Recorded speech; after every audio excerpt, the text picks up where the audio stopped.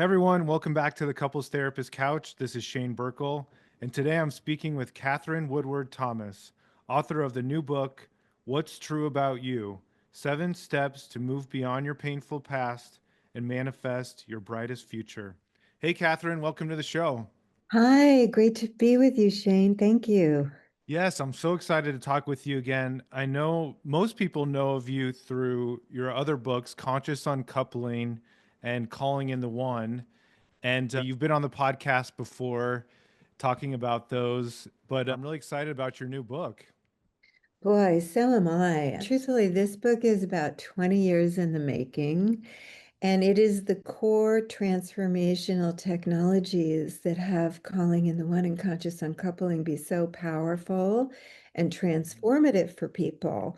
And for years, my coaches who've been training with me have been saying, please write a book just about this because you can apply it to all areas of your life. And certainly it makes a profound difference in the couples work that we're doing with people to really have a way to move beyond the pain of the past and not have it keep showing up in your relationship, Mhm. and to be able to source the creation of the dynamic between yourself and the person you love from the highest and the best of who you are, and to be able to realize the higher dimensions of love in that connection. Because we all know that relationships are a spectrum. It's not just about meeting the right person, but it's about navigating it well. And it's about bringing the best of who we are into that relationship. And frankly, I think most of us want to do that, but not all of us are capable of doing that in the moment when we get captivated by an old trigger or an old wound that kind of takes over and is looking to be healed and brought to the light of day. But if we don't have a way to do that in that moment, we can create a lot of problems in the connection and really lower the possibilities of what can actually happen in that relationship. I think that a lot of us are just heartbroken at the end of a relationship because we saw the potentials of that connection, but we never were able to realize them. Or the other Absolutely. person, they just couldn't get out of their old story enough. And whatever they were projecting onto us, we couldn't get through. So I think this book, while it's not written particularly for couples, is really the foundational teaching that would allow people to realize the higher potentials of love. It sounds like from the way you're talking about it, when you wrote Conscious Uncoupling and Calling in the One, those are specific things that people are trying to accomplish. And it sounds like this book is really an explanation of turning it inward into whatever thing that you're trying to accomplish in your life or in your relationships or just for yourself as a human being. You Mm-hmm. know, you have to start with that idea of what's true about you. You have to learn how to explore better, what do I truly authentically want for myself apart from the things you were talking about, like those childhood things that might drive decision making that may or may not be helpful sometimes. It's very pervasive, these childhood wounds that landed at the level of identity. And I'm really working with the transformation of identity. So the Mhm. areas that we tend to struggle with the most are the areas where we had early wounding, very often attachment wounding around our core sense of self. So we might be highly functional in certain areas where we got a lot of positive sponsorship in our youth. People told us we did that well, or we always got good grades, or we got picked first for the team, or whatever that was for us.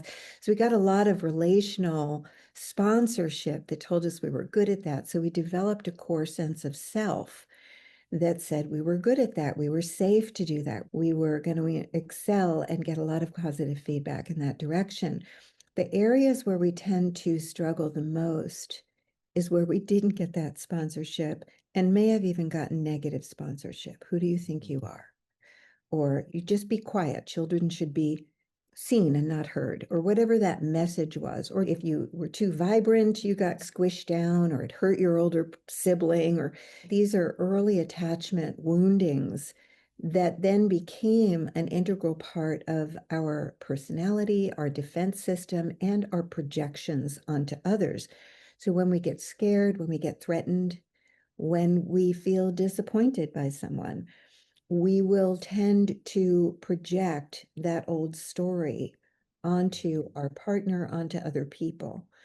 So if you have, for example, an I'm not wanted, you're going to have a lot of rejection sensitivity. Somebody doesn't give you the right eye contact. Somebody doesn't answer your question with the right tone of voice. High sensitivity around that.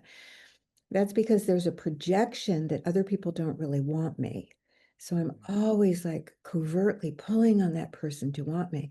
So I find that even those of us who've done a tremendous amount of work on ourselves, who know ourselves quite well, will still be prone towards these automatic knee-jerk projections Wow. onto the person who matters most. Because whenever our dependency needs get involved, that's when we can become a bit hyperactive and geared towards safety at all costs. I call these strategies of people pleasing or disappearing our feelings and or treating ourselves as though we don't matter and they matter more than us. All of these ways of kind of compensating, or even in the I'm not wanted, might be rejecting other people before they have a chance to reject you. These are all obviously what we call safety strategies, but I call them pseudo safety strategies. They're actually fake because what they end up doing is creating more evidence for that cluster of false beliefs, that identity-based false belief of I'm not wanted. Go back to that one. If you reject somebody as a preemptive strike against being rejected, other people will tend to reject you. That's just human nature. We don't tend to like people who don't like us. So we end up being the source of our own experience in a way that I make quite transparent in this book.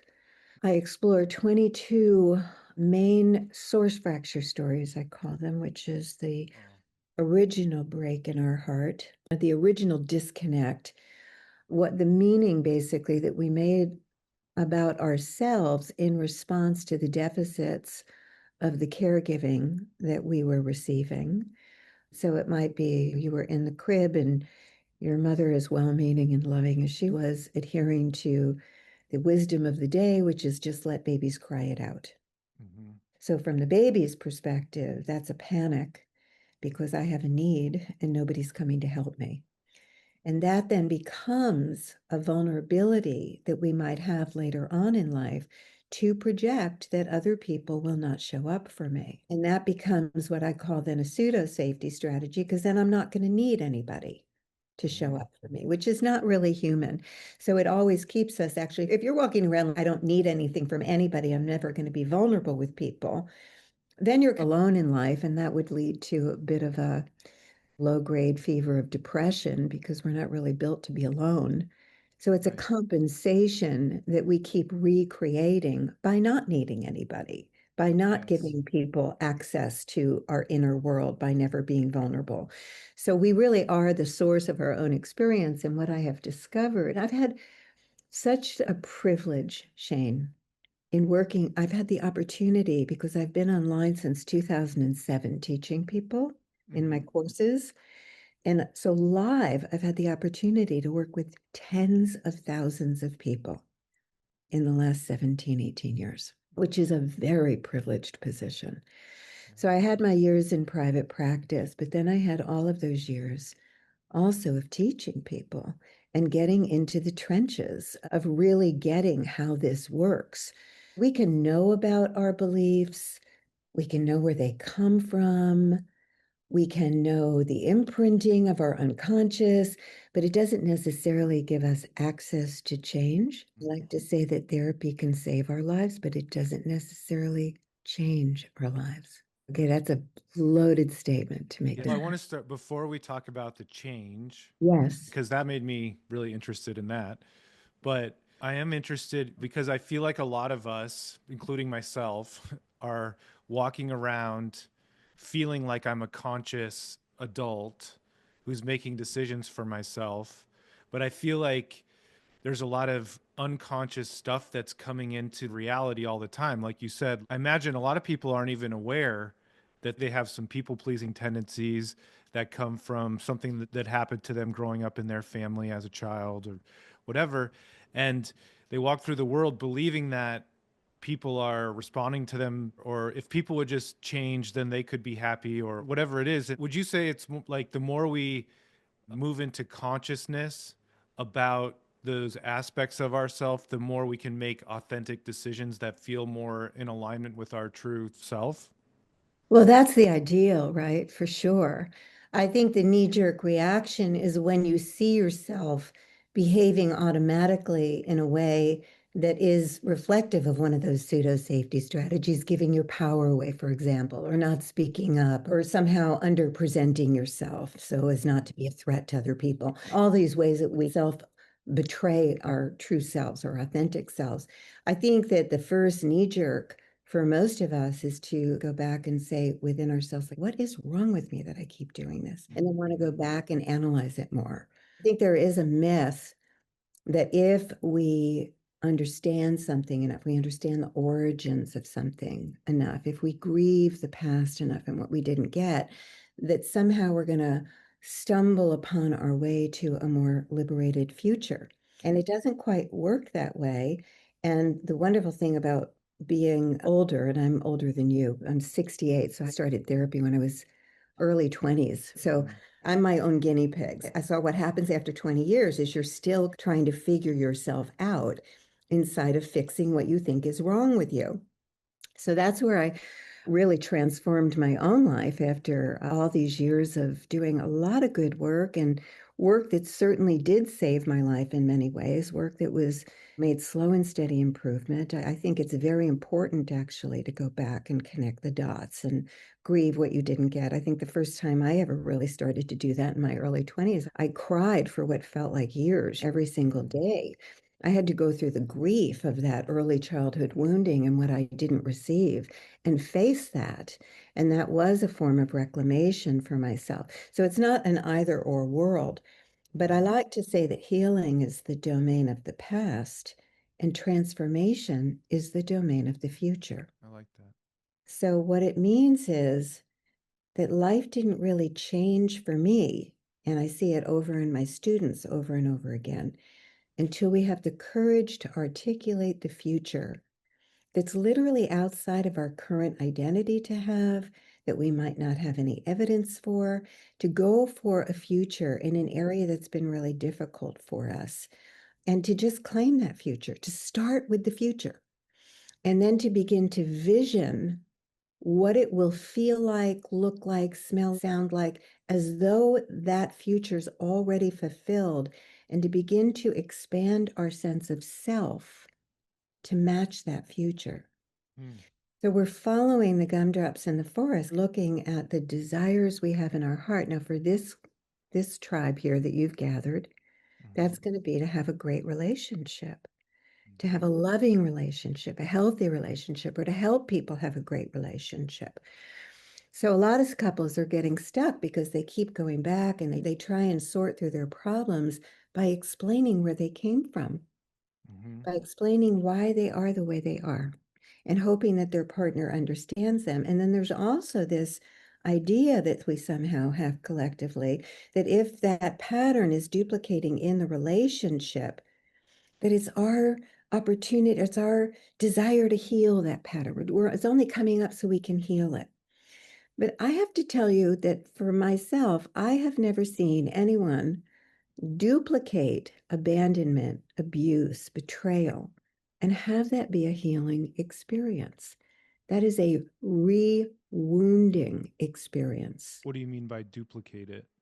If you repeat that pattern, your father was a philanderer, and now you've married somebody who's a philanderer. You've married your father. How did that happen? As if you need that experience again in order to heal? That's what I think the common wisdom is, but I'm not a big fan of that. Yes. I think it's Right. a rewounding experience, and I think that's what many of us are suffering with, is that we keep, that's a pretty dramatic thing that you're married to somebody who's cheating on you all the time. But, somebody who's not there for you, somebody who doesn't listen to you, somebody who criticizes you all the time, somebody who puts you down, somebody who's a workaholic, somebody you feel inferior to or invisible when you stand next to them. These are the kind of silent suffering that many Mm-hmm. of us have in our intimate relationships. So I'm not going to call that a desire to heal that wound. I'm going to call that a rewounding. And what I'm going to say is that the freedom from that is not about getting the other person to do anything differently. Even if it's 97% the other person, you really want to be interested in your 3%. How is that happening through you and not just to you? So when we go back to these source fracture stories, for example, an I am alone source fracture story, the projection onto the other person is either someone's going to leave me or they're never going to be there for me to begin with. Mm-hmm. Inside that assumption, and these assumptions occur like truth, they occur like just as quick as an in-breath. Somebody is disappointed in me, doesn't agree with me, doesn't like what I'm wearing, doesn't like the dinner I just cooked, whatever it is, it happens in an instant. Oh my gosh, they're going to leave. Or, oh my gosh, they're not going to be there for me. Inside of that, I won't be free to engage conflict. I Mm-hmm. won't be free to engage it because I'm afraid they're going to leave. I have to people please. I have to Right. confront them too much. I'm always on that treadmill to make sure they don't leave me. How that person then is the source of being left is that if you never engage conflict, you don't really bond the relationship deeply and you become very easy to leave.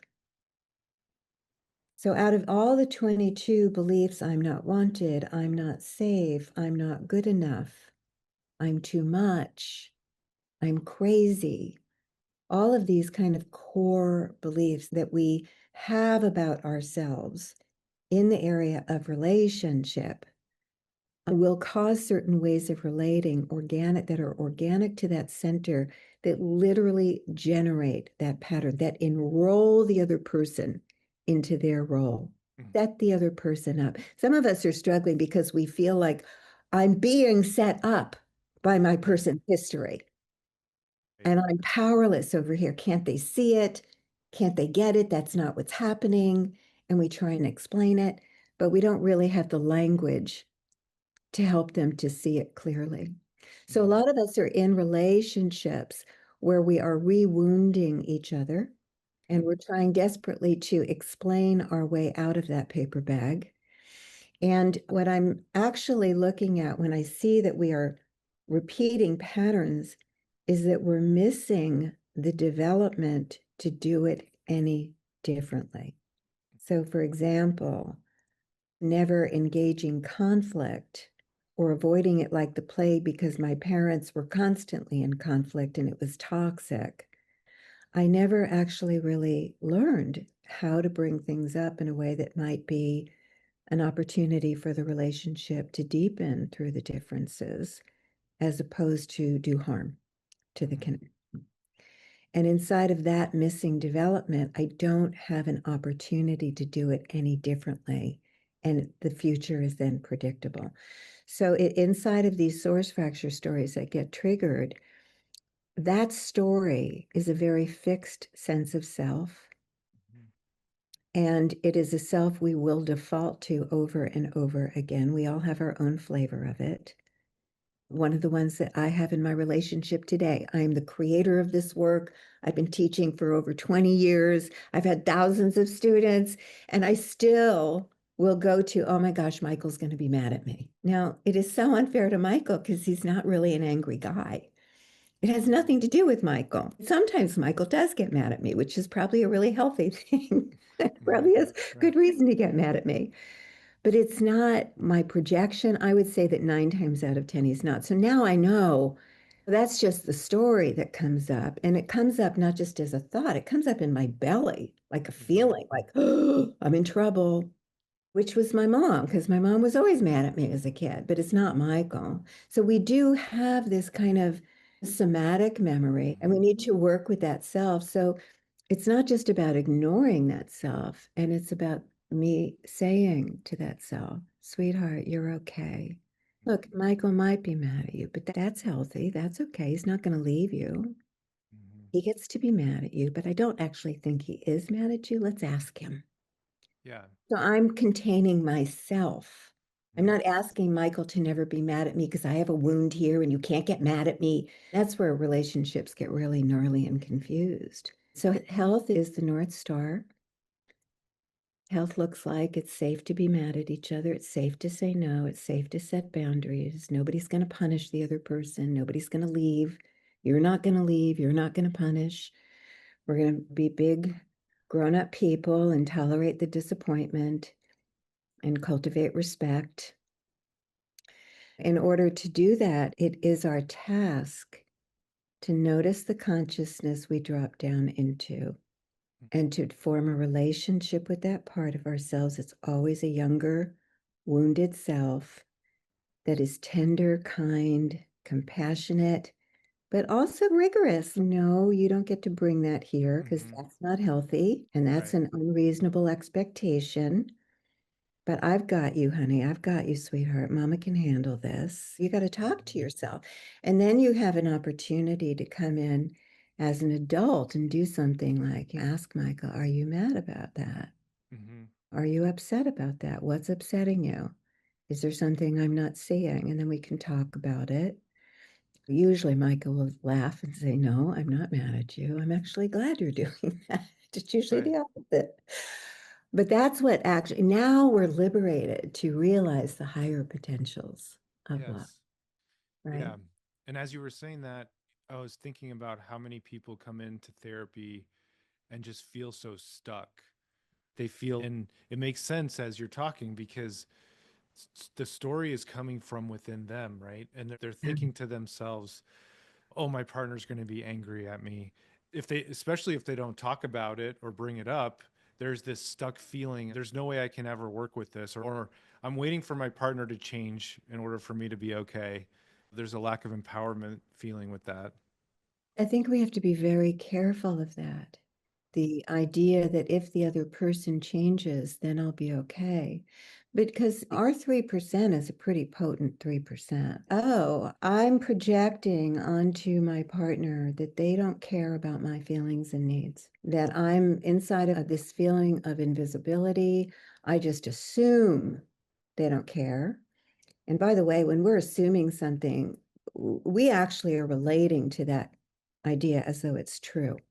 One of the things that the book does is really helps you to distinguish between truth and old trauma. Is that truth or is it trauma? Yeah. And so this idea that nobody cares about my feelings and needs is trauma. But inside of that projection, I don't share my feelings and needs. Why would I if somebody's not going to care? I already know they're not going to care. Mm-hmm. Why would I share my feelings and needs to take the risk to have that reinforced one more time? It's painful. But inside of not sharing it, I don't give the other person the opportunity to demonstrate that they might actually care, that they might listen and adjust their behavior. So that's in that 3%. You Mm-hmm. start to see yourself as the source of the dynamic that's painful in the relationship. That's a superpower. The stumbling block that we all have, and this is a good group to say this to because we're so psychologically sophisticated, is that people think that when I say, how are you the source of that experience? They think that means that they're going to explain my mother was narcissistic. And so I learned early on that I can never speak up for myself or else I'm going to get punished. That's an accurate description of what happened, and that's worthy of extension of compassion that you went through that. But it's not the answer to the question because you're not 3 anymore, or you're not Mm-hmm. 7 anymore. You're actually 27 or 37 or 47 or 57. So once you become an adult, we're responsible for our choices and our actions. And it's the only thing that will liberate us to grow. I'm going to say that again because this is really important. I'm not responsible for what happened in my youth, but I am responsible for the choices I'm making and the actions I'm taking as an adult, even if they're outside of conscious awareness, even if they're just habits. I need to make it conscious and see it from a volitional perspective, a choice that I'm making to disappear myself because Mm-hmm. I'm unwilling to risk the possibility of being shut down and shamed by someone else. I Right. just made that choice again. And what the therapist can really help people to do is to see it as a choice. Because once you name it as a choice that you're making, then the possibility of making a different choice opens up because the Mhm. therapist could say, what is it costing you to never express your feelings and your needs? It's costing me love. It's Mhm. costing me relationship because eventually I have to get out of here because Right. I'm just dying in here. I'm losing myself. I don't even know what I feel and need anymore. I've got to go be alone and try and find myself again. That's the Right. cost of never expressing your feelings and needs. It's a pretty big cost. So then the adult in you can say to the 7-year-old, sweetheart, I'm unwilling to go through life not being loved. Mhm. Okay. And we're grown now, and I can handle a disappointment. And maybe this person is not going to care about my feelings and needs. But I think I need to know that. Because if that's actually true, then I need to question this relationship because I might have made a bad deal here. I might Mhm. have misrepresented myself getting into this relationship, pretending I had no needs that were Right. inconvenient to that person.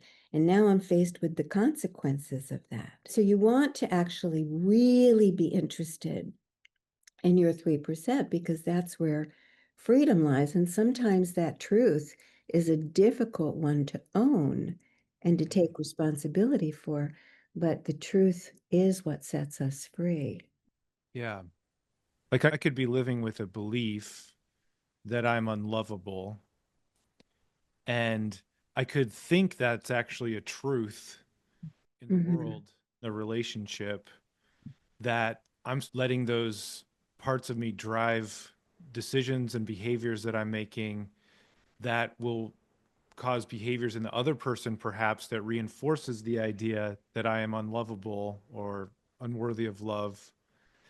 And unless I recognize the truth is probably, hopefully, that the other person does care about me or love me, and I can share this is a belief I have or this is a fear I have, and maybe they don't, but that doesn't matter. I need to at least figure out what the truth is before I can even navigate the conversation in a healthy way.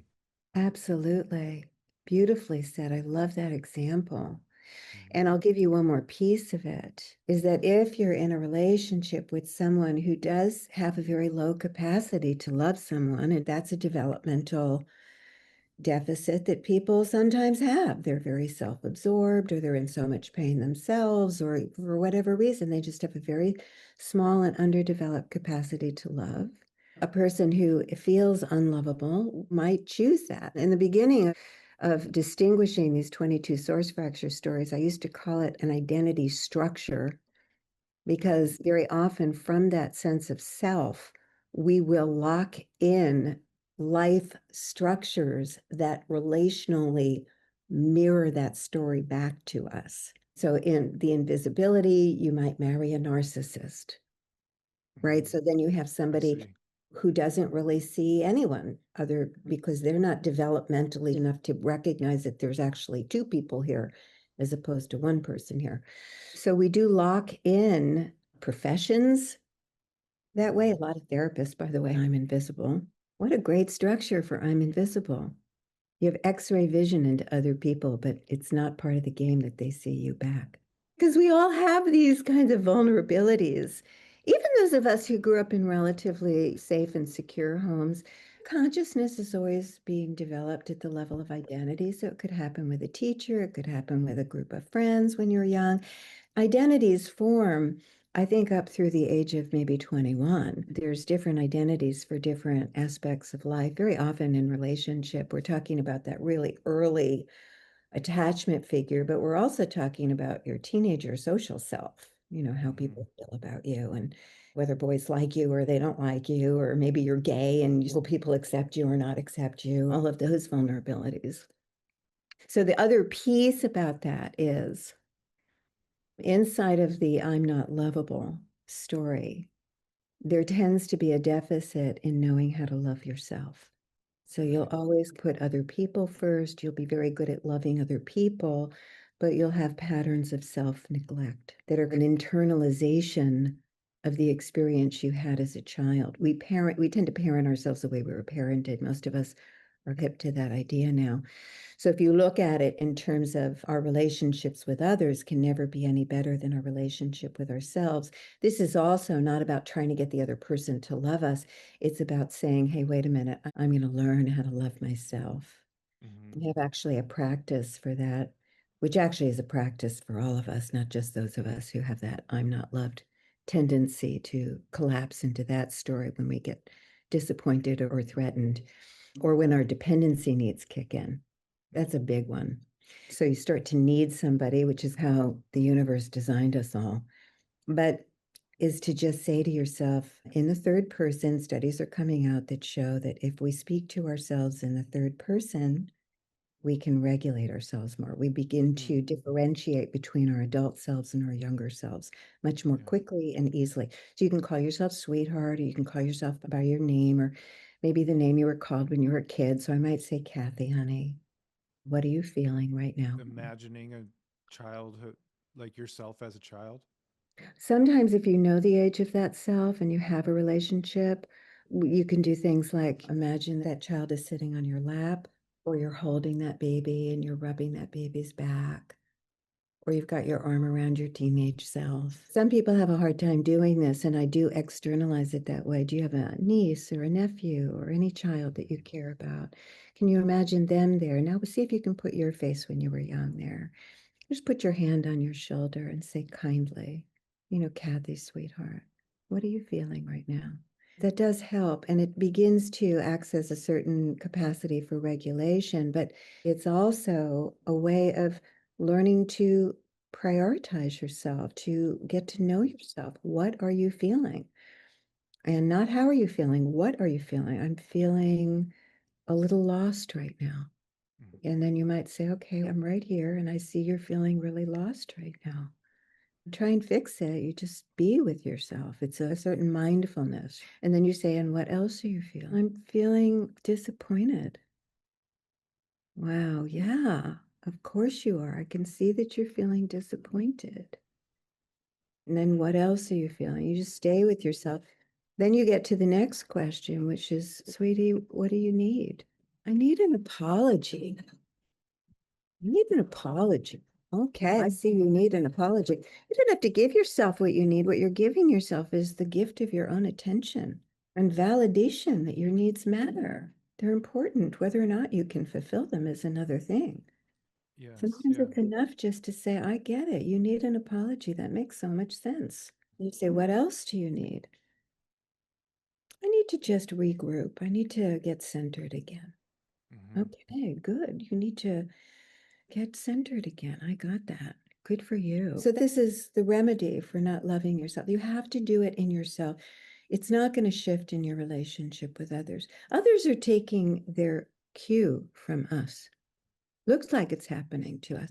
Even if you're in a relationship with someone who's very narcissistic, you're the co-narcissist. That's where your interest wants to be. How am I feeding into? How am I training this person to be self-absorbed? How am I somehow training them that they matter more than I matter? Right. And then you have to stop doing that in your relationship with yourself, and you have to take the risk to show up in new ways. You're going to just assume that I don't have a preference here, but guess what? I do. So I'm going to ask if we can go to this restaurant tonight instead of this one. Presencing yourself. So the power statements, I came here to be visible. It's my job to presence myself. Mm-hmm.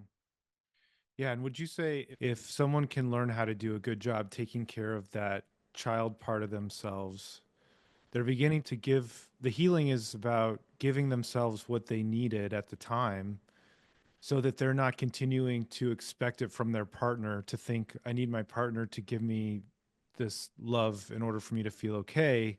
And then there's this stuck feeling because it never feels quite right or something. But if I can learn how to give that love and compassion to myself, then I can show up with my partner as my authentic self and have a voice and take up space in the world. Which is going to change the dynamic, hopefully. If it doesn't, then you have to deal with that. Yes. It's the only way to have a foundation of a healthy relationship. And it could also lead to the end of the relationship, if I understand. I think we all should wear t-shirts, those of us who are professionals. Warning, warning. Yes, This could really imbalance the life you were hoping for, but I promise you'll get the life that you really deserve to be living if you stick with it. that's right. But destruction before creation sometimes. So if you do start out with, some people are so stuck in a relationship and they don't really know they're going to work or is it not going to work? It's too good to leave, but it's too bad to stay in that stuck place. And I always say, start with a future where you're happy in love, either in this relationship or not. Start with that future and take full responsibility for showing up in a way that would be consistent with the self of that future. So there's a 7-step process that I lead people through in the book that will lead them to any future that they're willing to stand for. One of the premises of the book is to recognize that we really are the creators of our lives and to get us out of constant reactivity to life.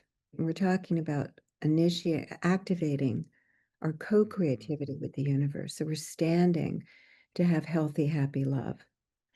And that's going to be a process, but it is a process that will push us to outgrow who we've known ourselves to be or the possibility of who we might become.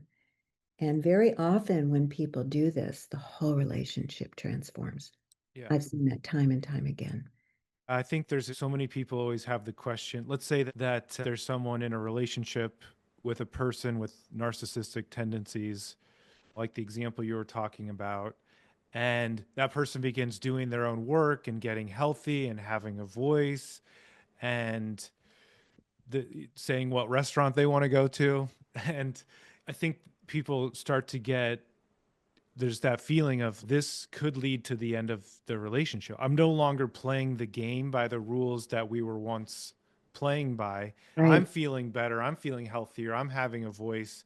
And I agree with what you said. What will happen is both people will transform and it'll be really healthy for the relationship and it'll be great.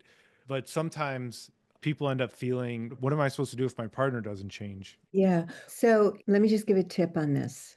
I love what you're saying. You're pointing people in the right direction. What is a typical way to start to change things or to try and change things might be, you know what? I'm sick and tired of you never asking me which restaurant we want to go to. I want to go to this restaurant. Why I don't like that or recommend that, because if you blame and shame another person, you're going to bring out the worst in them. You're not enrolling them into being your friend and ally on the journey of you waking up to your authentic self. So whatever your projection is, we want to put that aside and you want to be able to take responsibility. And how you might say it is, honey, I know that I never actually speak up and tell you which restaurant I would prefer because truthfully, I source my safety in the relationship by giving you everything you want. And I think that's really unfair, not just to me, but to you, that I would not give you a chance to know what I want. And I'm really doing some inner work and I'm gathering the courage to tell you what I want. And I'd actually like to choose the restaurant tonight. Mhm. Are you good with that? That's much more enrolling. And ultimately, what we want to do is instead of being in a relationship where we are re-wounding or power struggling about who's going to get their way, we want to befriend each other. And that, Yes, right? That's where you begin to be allies. And who knows, that person might say, thank God. I'm absolutely. so glad you're finally telling me what you want. Yes, and I'm so glad you're saying this because I feel like I talk to people a lot of like you being your authentic self and having a voice and feeling empowered. All of Mhm. that can exist at the same time while you're staying, like making a commitment to be respectful, not to be shaming, not to be critical, not to be blaming of the other person. You're just trying to do this in a way that's bringing yourself into the world in a compassionate, respectful way. Absolutely. And in terms of the risk that you're talking about, I really invite people to have fidelity to that future that they're standing for over the current connection, Hmm. to really recognize that it will take a certain strength and conviction and commitment and even ferocity to get us from where we are to where we're committed to go. Hmm. So there's courage in taking those risks. There's always going to be risks when we're going for the gold and we're going for the highest and the best. And I think that we only get to live one life, and you want to live a great life. Yeah, so That's that's great. what we're going for. Yeah. And I think situations where that feels challenging, those might be times for people to seek out help from a therapist or like one of your programs that you teach where you help people get some sort of support, to help you through that. And Absolutely. do you want to say a little bit more about, let's mention the book again for sure, and any other things that you wanted to mention, your Oh, website, things thank like you. that? Thank Yeah, you. We've absolutely. got a lot going on in our Yeah. community, and we have a really vibrant membership community of people who are committed to living the seven steps, living their most authentic life, and really going for the golden life. And we also training therapists and coaches in these methods. And I'm launching Future Forward Therapy into the world, which is a credential that I'm creating, which has to do with really including the deeper calling that people feel in their heart of who they're called to become as a very vibrant, vital part of the healing transformative process that we're doing with people. And I also train coaches in these methods. So we've got a lot going on here. And also a True You Awakening course that we're doing starting in April. Oh, that's great. And I'll put links to all these things so people can easily find them. Thank you. Yeah, absolutely. Congratulations on the book. And I want to say when this is being released, so whenever you're listening to this, the book is newly available probably this week. And go get your copy, What's True About You. And yeah, check the show notes for all the information about the things that Catherine just mentioned. But thank you Thank, so much for coming on. I really appreciate this is such a great conversation. thank you, Shane. It's really an honor and a joy to be with you again. Thank you. Yeah, thank you. All right, take care. Bye. Bye.